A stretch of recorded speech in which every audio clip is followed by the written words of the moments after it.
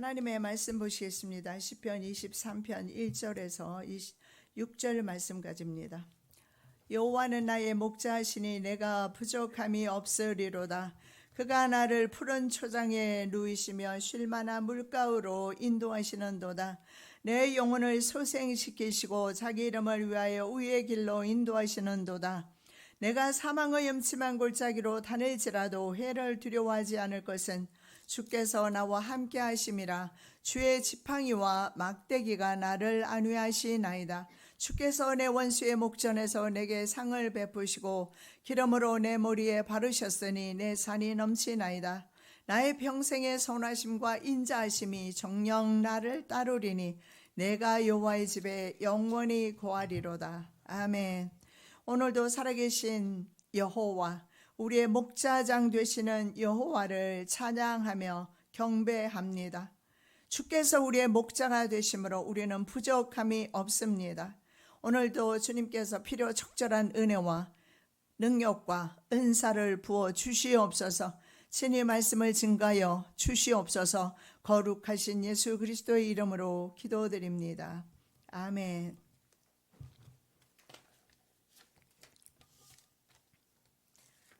제목의 말씀은 하나님의 임재 안으로의 초대입니다.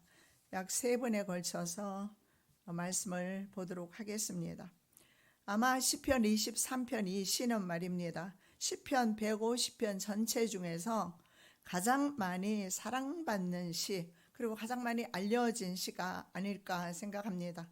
그래서 이 시를 목자의 시 혹은 죽음이 다가오는 이들에 대한 위로 시편으로 알려져 있습니다. 다윗은 환난의 시기에도 지극한 평강을 노래하고 있습니다. 그래서 다윗의 신앙의 깊이를 우리가 가늠해 볼 수가 있습니다. 환난의 시기에도 그는 하나님을 찬양했던 것입니다. 하나님을 노래하고 있습니다. 하박국 선지자는 무화과 나무가 무성치 못하고 포도나무에 열매가 없고 감람나무에 소출이 없고 우리에 양이 없고 밭에 식물이 없고 외양간에 소가 없을지라도 nothing입니다. 사람이 살아가야 되는 그 모든 필요 조건을 갖추고 있는 바로 밭이라든가 소라든가 아니면 양이라든가 이런 것들이 전혀 눈에 보이지 않습니다. 그럼에도 불구하고 하박국 선지자는 구원의 하나님으로 인하여 즐거워하며 기뻐한다, 이렇게 고백합니다. 바로 여호와에 대한 강한 확신과 절대적인 믿음, 신뢰가 있는 사람에게는 가능한 일일 줄로 믿습니다. 그래서 하나님에 대한 이런 강한 확신과 신뢰는 우리로 하여금 고난 중에서도 노래하게 합니다. 그래서 그리스도인은 인생 밤중이라도 역경 가운데서도 사망의 음침한 골짜기를 다닐지라도 심지어는 죽음 앞에서도 우리는 찬송을 부릅니다. 가능한 이유가 바로 여호와께서 우리와 함께 하시기 때문이며 여호와께서 바로 우리의 구원의 하나님이 되시기 때문입니다.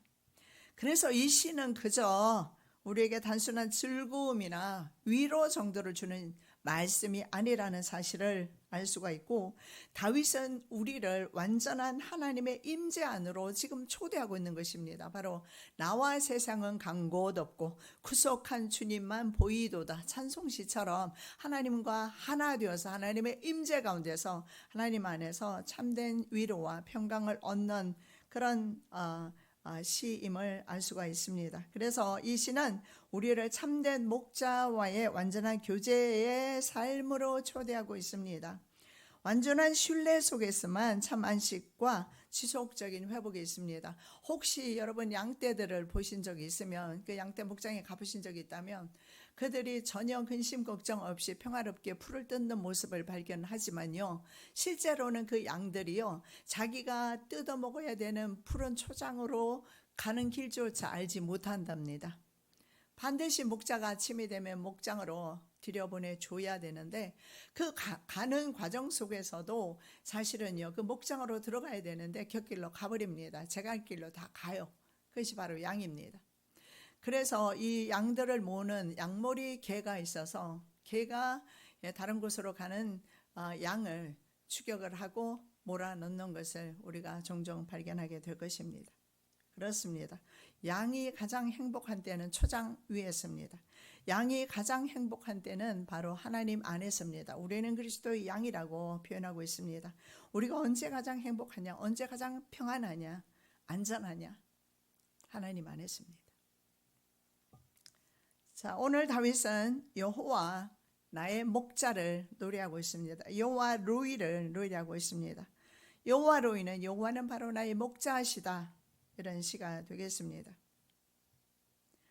제 손녀딸 은수가 말입니다. 지금도 하나님의 말씀 듣자, 하나님의 말씀 외우자, 그리고서 아빠에게 요구를 한답니다. 이 시편 23편을 암송하고 있어요. 아마 이 시편을 여러분 암송하시면 참으로 좋을 것입니다. 왜냐하면 이 말씀을 묵상하면서 우리는 그 여호와의 임재 안에, 즉 여호와의 품 안에 거하게 돼요. 비로소 참 평안을 얻게 될 것입니다. 자, 여호와는 나의 목자시니, 간단한 문장 같지만 나의 목자시니, 여호와는 원래 그렇게 되어 있는데 여호와라는 단어를 우리가 주목할 필요가 있습니다. 여호와를 신뢰하는 절대적 신앙의 모습을 보이고 있습니다. 이 여호와라는 뜻을 우리가 알 필요가 있습니다. 히브리어 자음 4개로 야훼라는 이름이 구성되어 있습니다. 영어로는 YHWH로 되어 있어요. 야훼. 나는 나다. I am who I am. 나는 바로 나다. 나는 곧 바로 나다. 독립적인 존재임을 알 수가 있습니다. 그래서 이스라엘 백성들에게는 나는 스스로 있는 자라고 자신을 계시하시면서 하나님의 그 자존성, 스스로 계신 분임을 알려주고 있고, 동시에 이 이름 가운데서 영원성을 강조하고 있습니다. 바로 하나님 자신의 이름을 드러내면서 동시에 이스라엘의 하나님을 나타내는 고유 명사로 바로 야훼라는 이름을 사용하는데요. 이 야훼라는 이름 속에서 이스라엘 백성은 하나님의 백성이다, 저와 여러분은 바로 하나님의 자녀다 하는 관계적인, 언약적 그 관계적인 단어임을 알 수가 있습니다. 이 언약적 관계라는 것은 하나님과 우리 사이가 바로 자녀와 아버지 사이라는 것입니다. 자, 그렇게 되었을 때 부모는 자녀를 위해서 어떻게 합니까? 모든 것을 공급합니다. 그리고 모든 부분에서 보호합니다. 그래서 바로 야훼라는 이름 속에서는요, 바로 하나님이 실제로 나의 공급자다, 그리고 하나님께서 실제로 나의 보호자다라는 의미가 들어 있습니다. 그래서 우리가 하나님을 절대적으로 신뢰하게 되면 아무 걱정이 없는 것입니다. 제가 손녀딸을 봐도 그래요. 엄마 아빠 하고 있을 때 가장 행복해하는 모습을 발견을 합니다. 미국 교회를 빌려서 지금 그 베델 교회가 시작이 되었습니다. 그래서 이 아이를 미국 교회의 어린이 그 예배에 들여보냈더니 나오는 시간까지 울었나 봅니다. 엄마 아빠가 없어서. 어린 나이니까 그럴 수도 있겠지요. 그래서 그 나이에는 부모가 절대적입니다. 잠시라도 눈을 떼면 생명을 이어가기가 어려울 것입니다. 여러분, 내가 이제 자랐다고, 내가 이제 어른이 되었다고, 내가 성장했다고 해서 나 하나님 없이 살 수 있어, 그렇게 하지 않기 바랍니다. 우리는 언제나 주님이 필요합니다.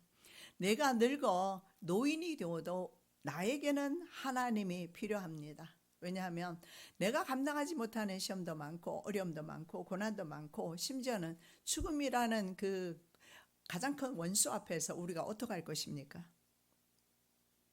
그러나 그 죽음의 그 두려움조차도 예수 그리스도께서 여호와를 의지할 때 사실은 그 죽음에서 자유할 수 있다는 사실을 우리는 알고 있습니다. 그래서 이스라엘 백성과 하나님은 바로 이런 언약적 관계 속에서의 이름이 야훼입니다. 그래서 이방인들에게는 여호와라는 이름을 잘 사용을 안 해요. 이스라엘 백성들이 부를 때 야훼라는 이름을 부르게 됩니다. 그것은 바로 너의 하나님이 아니고 나의 하나님이라는 거예요. 나의 하나님. 바로 지금 다윗은요, 자신의 하나님을 절대적으로 신뢰하고 있어요. 그 하나님이 없으면 자기는 생존 자체를 할 수가 없다는 것을 지금 고백하고 있는 것입니다. 출애굽기 3장 14절입니다. 나는 스스로 있는 자이니라. 이 말씀 속에서 바로 I am who I am. 나는 바로 나다. 누구에게 창조되거나 피조되지 않았고 스스로 계신 하나님. 바로 여호와 하나님은요, 모든 존재의 근원이며 동시에 우리 인간 삶의 기초가 되신다는 사실을 알 수가 있습니다. 그래서 이 야훼라는 그 기초 위에 우리가 집을 세우게 되면 바람이 불고 홍수가 나도 집이 무너지지 않습니다. 다윗은 그분이 바로 나의 목자라고 그렇게 말씀하고 있습니다. 나의 목자. 다윗은 자신과 여호와의 관계를 양과 목자로 비유하고 있습니다. 과거의 중동 지역에는 왕들을 목자라고 표현했습니다. 그렇다면 다윗은 자신이 바로 목자입니다. 그럼에도 불구하고 하나님 앞에서는 자신을 목자라고 내어 세우지 않습니다. 하나님 앞에서 자기는 역시 여전히 돌보심을 받아야 되는 어린 양이라고 고백을 합니다. 자, 이렇게 될 때 목자와 양떼에게는 목자가 절대적으로 필요합니다. 우리가 그런 어린 손주들을 보면 정말 절대적인 도움이 필요한 것을 봅니다. 마찬가지로 양들은요, 늙어도 도움이 필요해요. 그리고 마찬가지로 우리 또한 늙어 죽을 때까지 주님의 도우심이 필요하다. 주님의 은혜 가운데 살아야 된다는 사실을 비유적으로 말씀하고 있습니다. 자, 양과 목자는 굉장히 친밀하다는 사실을 알 수가 있고요. 다윗은 바로 처음 들에서 그 자신에게 맡겨준 그 양, 아버지가 맡겨준 양을 치는 목자였습니다. 그런데요, 나중에 어떻게 합니까? 이스라엘 백성들을 다스리는 목자가 됩니다. 사무엘하 5장 2절입니다. 내가 내 백성 이스라엘의 목자가 되며. 그럼에도 불구하고 자기는 왕 노릇하려 하지 않았고 목자 노릇하려고 하지 않았어요.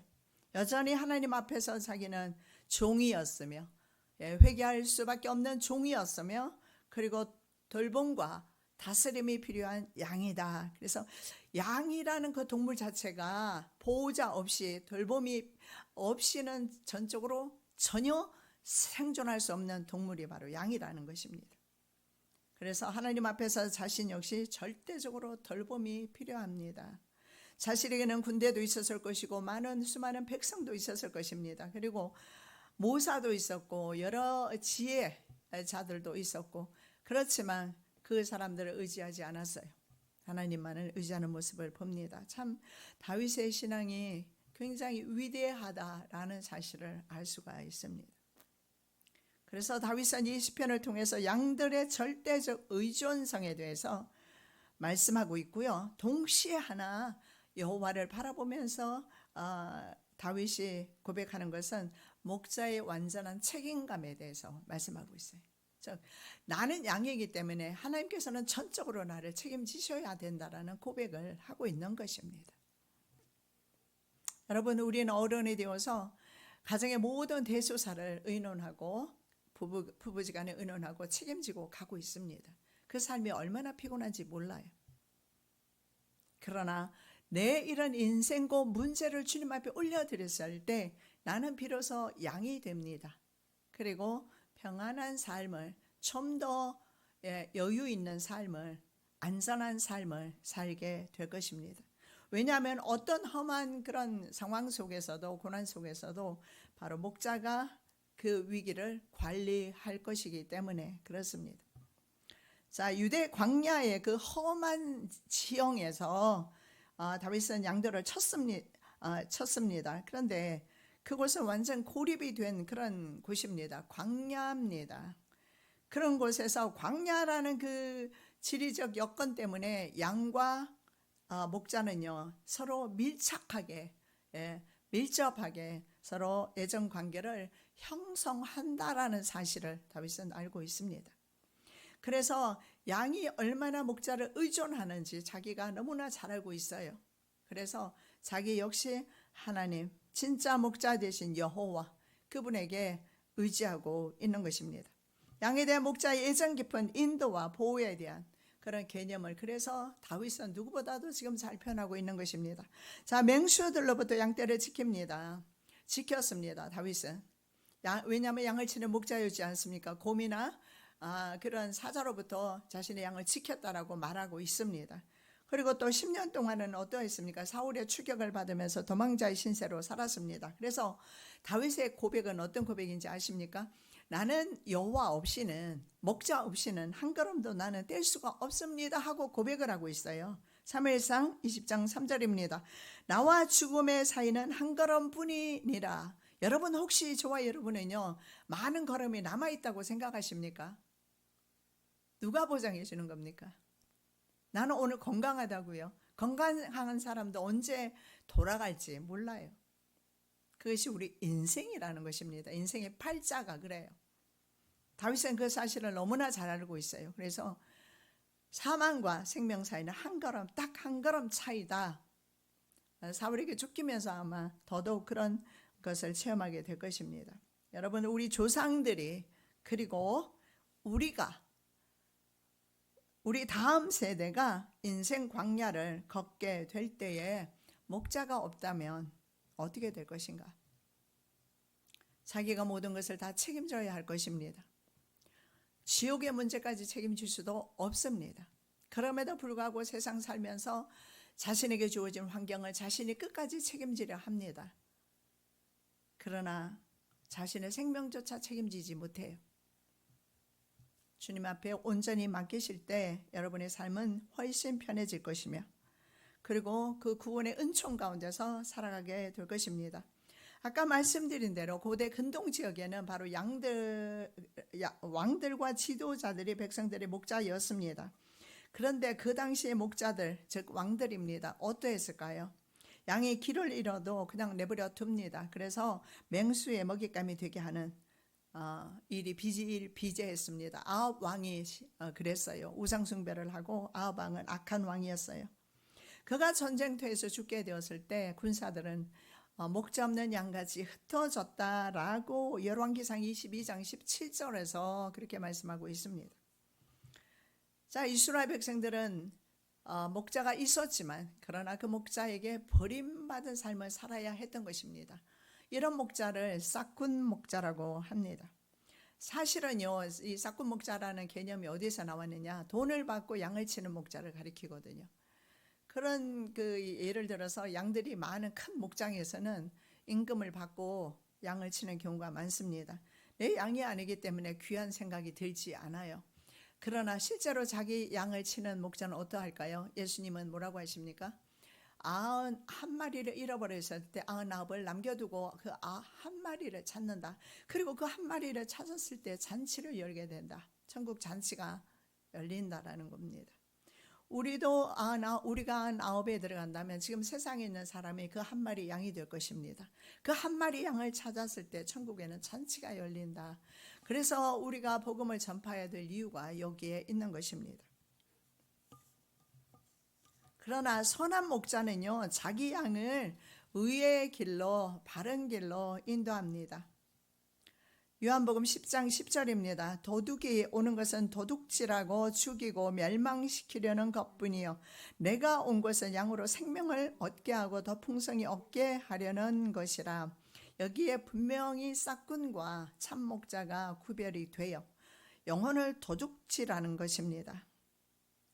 싹군은요. 그러나 참목자는 생명을 준다라고 말씀하고 있습니다. 그리고 더 풍성히 얻게 할 것이다. 지금 다윗은요, 바로 예수 그리스도, 참목자 되시는 예수 그리스도를 바라보고 있다는 사실을 알 수가 있습니다. 왜냐하면 예수님께서는 자기 백성들의 죄를 지시고 생명을 버리셨어요. 그러니까 참목자와 가짜목자 차이는, 참목자는 어려움이 왔을 때 양을 버려버립니다. 그러나 거짓 목자는, 싹군 목자는, 그러나 선한 목자는 대신 양들을 위해서 자기 목숨을 버리는 것입니다. 이 차이점이 있어요. 자, 그렇게 되었을 때 내가 부족함이 없으리로다 찬양이 절로 나오게 되어 있습니다. 왜냐하면 그 선한 목자의 다스림 속에 있게 될 때, 제가 종종 말씀드리지만 뉴질랜드 한번 가보시면요, 뉴질랜드 인구수보다 양들의 숫자가 더 많대요. 지나는 곳마다 양들이 누워서 풀을 뜯고 있는데 푸른 초장으로 그곳은 정말 유명한 것 같습니다. 가는 곳이 전부 초장으로 되어 있어요. 그곳에서 양들이 아주 편안하게 목가적이고 아주 정서적인 그런 아주 편안한 모습의 양들의 모습을 보면서 참 편안하다. 보는 순간에 그 느낌을 받습니다. 바로 예수님께서는, 우리 하나님께서는 우리의 심령이 그런 심령의 상태가 되기를 원하세요. 내가 주님 안에 거할 때 그리고 참으로 부족함이 없다라는 고백이 나옵니다. 여러분, 세상 살면서 어찌 부족함이 없습니까? 질병이나 가난이나 여러 가지 많은 인생고들이 있습니다. 그런데 어떻게 부족함이 없어요? 그런데 다윗은 오늘 그 목자의 돌봄 아래 있으니까 나는 전혀 부족함이 없다. 그렇게 고백하고 있습니다. 바로 세상적이고 육체적이고 정욕적인 것이 아님을 알 수가 있습니다. 영혼의 만족임을 알 수가 있습니다. 다윗은 절대적으로 목자의 인도와 자비로운 돌봄을 신뢰하기 때문에 목자에게 전적으로 순복하게 됩니다. 그 양들을 있잖아요. 이 몰이해서 초장으로 데려가거나 물가로 데려가거나 할 때 정말 말 안 들어요. 덩치는 얼마나 큽니까? 보통 100kg가 넘는답니다. 100에서 150kg 정도. 그래서 억지로 끌려면 그 자리에서 꿈쩍도 안 하고 버텨요. 몸무게로 버티는 겁니다. 그래서 웬만한 사람은, 특히 여자들은 끌지도 못해요. 이렇게 고집이 센 것이 양이에요. 양의 특징이 고집이 센 것이 가장 큰 특징 중에 하나인 것 같아요. 하나님 앞에서는 고집이 전혀 도움이 안 돼요. 네. 하나님의 인도를 받으시기 바랍니다. 하나님의 사랑을 받으시기 바랍니다. 하나님과 우리 사이에 이런 개인적이고 절대 친밀한 그런 관계가 형성이 되면 우리 애가 정말 부족함이 없게 될 줄로 믿습니다. 양은 절대적으로 모든 부분에서 목자를 의존합니다.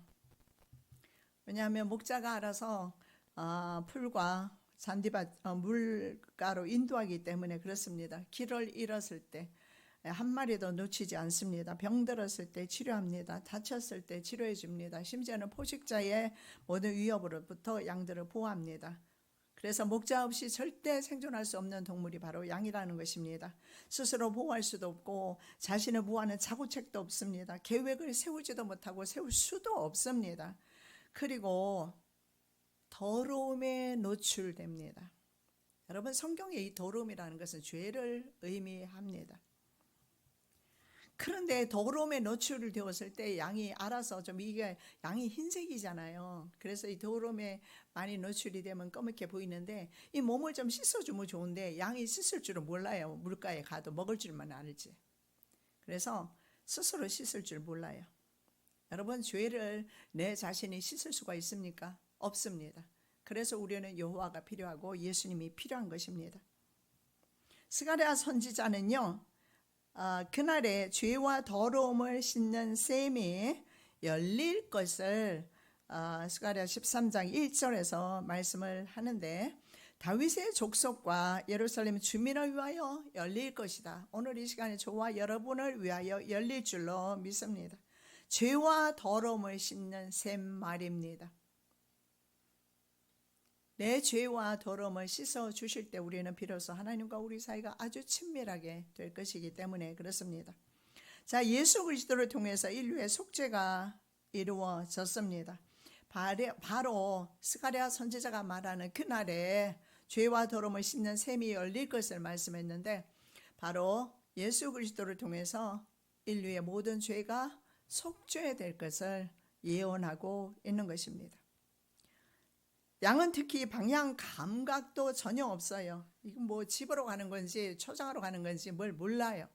그냥 제갈길로 가요. 이사야 선지자의 53장에 나와 있는 말씀들처럼 양은요, 무조건 제갈길로 갑니다. 그래서 집에 들어갈 때도 집으로 안 들어가요.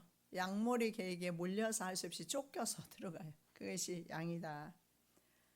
양은 고집이 세지만요, 반면에 또 좋은 그 성품을 가지고 있는데 목자의 음성을 듣는다라는 거예요. 정말 중요합니다.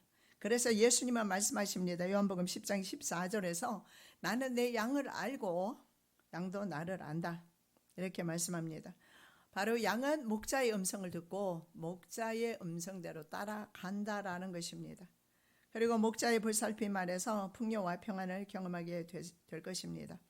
스스로 죄와 죽음을 극복할 수 없는 무기력한 인간을 표현하고 있음을 알 수가 있습니다. 다윗은 양에게 목자는 절대적인 존재인 것처럼 우리에게 부족함이 없이 바로 공급하시는 분이 여호와이심을 고백하고 있습니다. 이런 여호와께, 이런 목자장에게 여러분 나를 온전히 드리면 비로소 참된 자유와 기쁨을 누리게 될 것입니다. 성경에 말씀하지 않습니까? 진리를 알지니 진리가 너희를 자유케 하리라. 하나님께서 이스라엘 백성 40년 광야 생활 동안에 얼마나 공급했는지 보면 재정적인 공급도 하나님을 통해서 이루어진다는 사실을 알 수가 있습니다. 자, 그렇다면 목자 따르기를 거부하는 양들은 어떻게 될까요? 성경에 보면 아사셀 양이라는 게 있어요. 양 2마리를 잡아서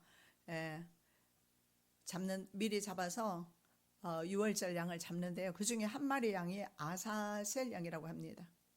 자, 이 아사셀 양은요, 4일 동안 묶어두었다가 광야로 내보냅니다.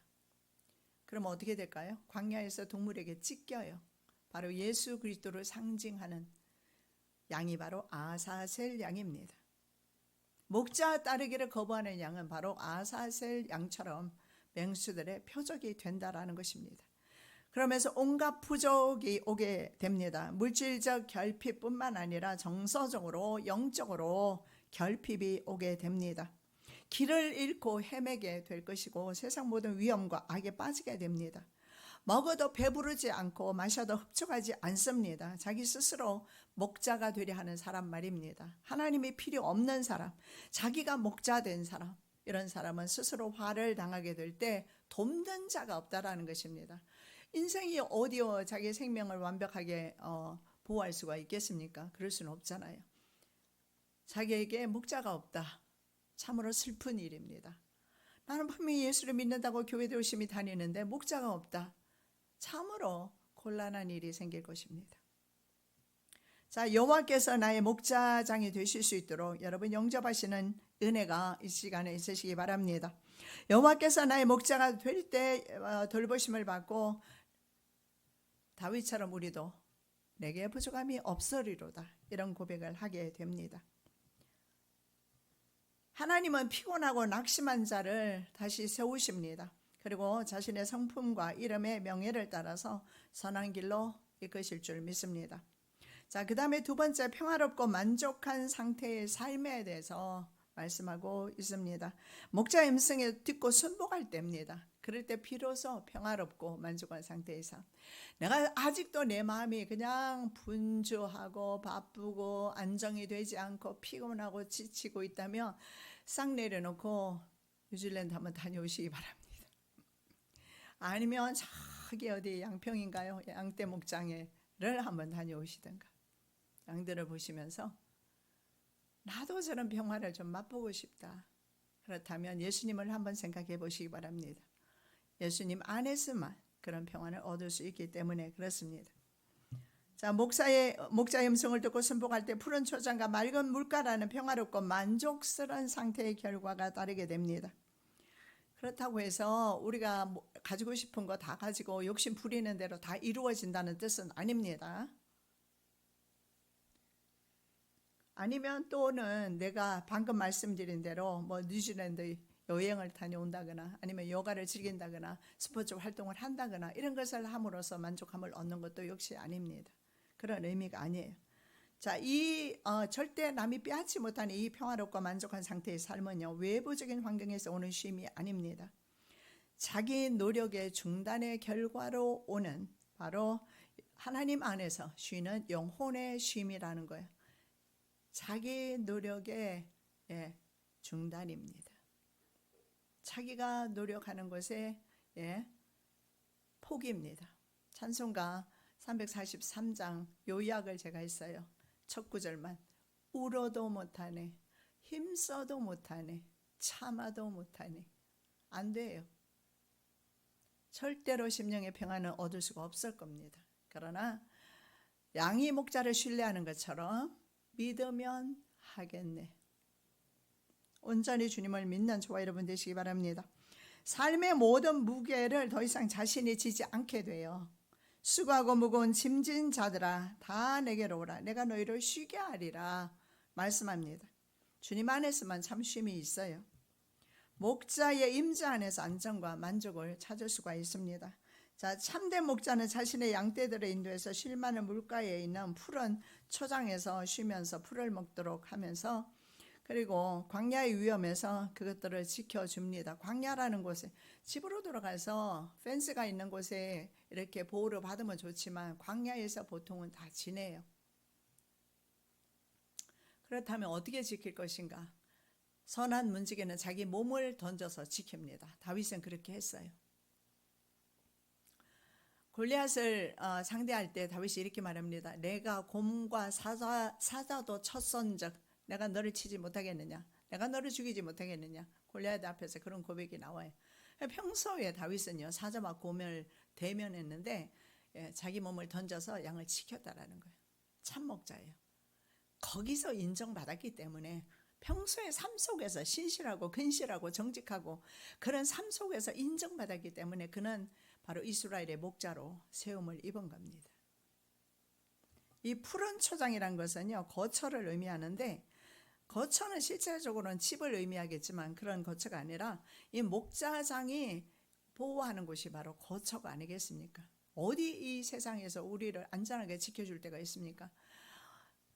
이 수많은 자동차들 사이에서 우리는 운전을 하고 다니면서 또 길을 가다가도 수많은 차들이 횡단보도를 그냥 지나가면서 운전이 얼마나 힘들어지는지 몰라요. 우회전 하려 치면 횡단보도 나와요. 좌회전 하려 치면 바로 횡단보도 연결. 왜 그렇게 위험하게 해놨는지 모르겠어요.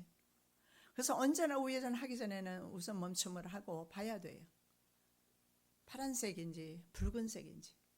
그러니 운전자도 위험하고 건너는 사람도 위험하고 미처 못 보면 어떻게 될까요? 이런 상황 속에 우리는 지금 환경 속에 우리는 놓여 있어요.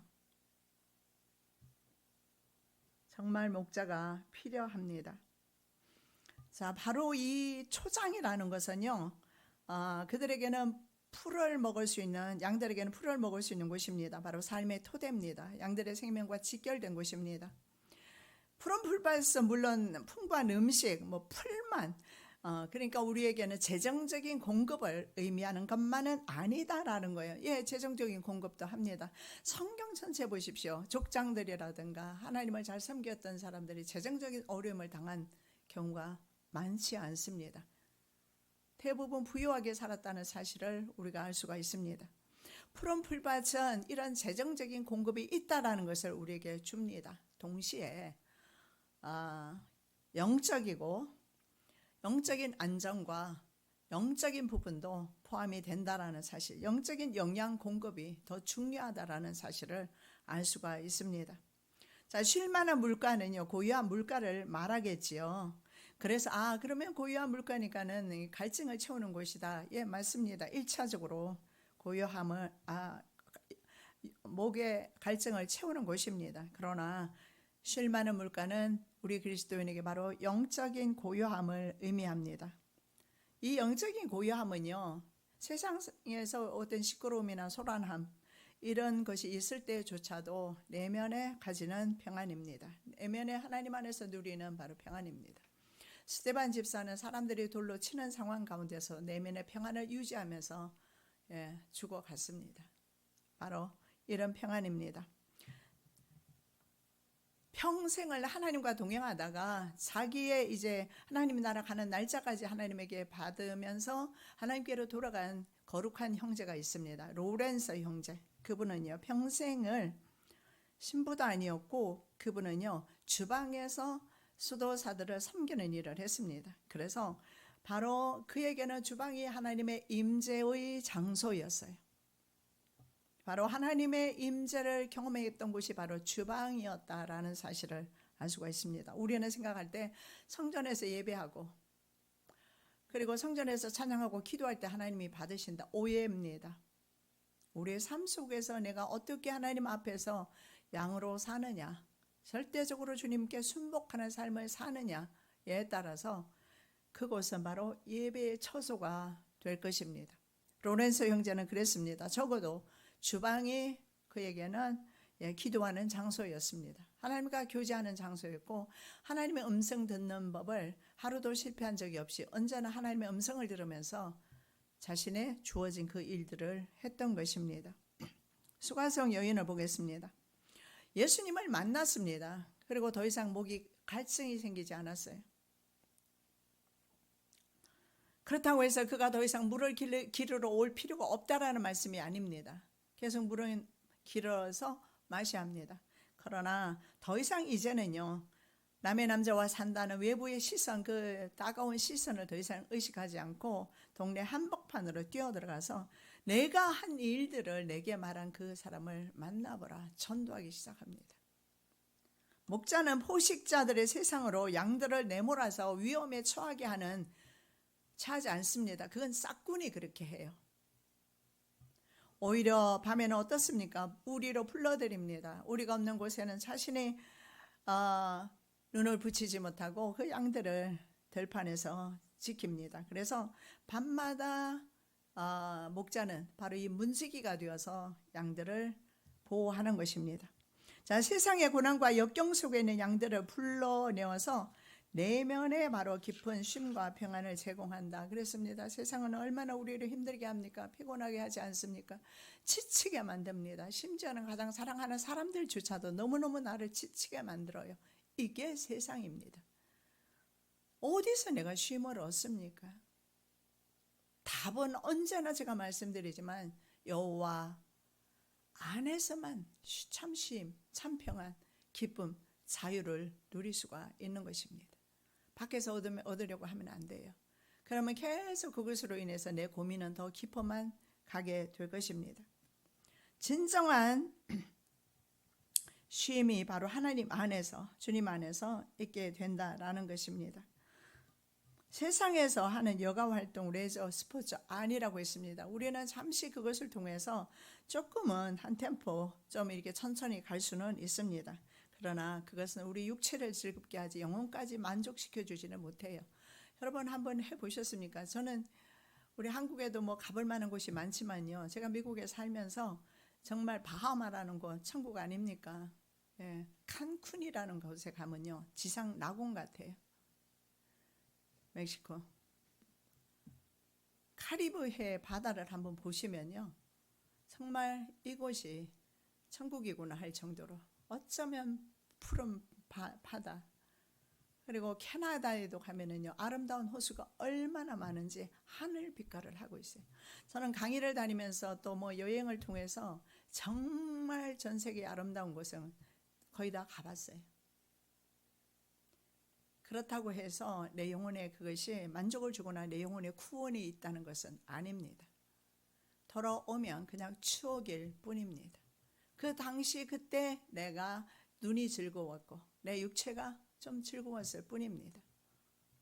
진정한 내 안의 평화는 주님께로부터 저는 늘 받아왔습니다. 아무리 내가 힘든 일이 있어서 그것을 피해서 그렇게 전 세계적으로 유명한 그런 곳에 내가 다녀온다 할지라도 돌아오면 여전히 문제가 산적해 있어요. 어떡하실 겁니까?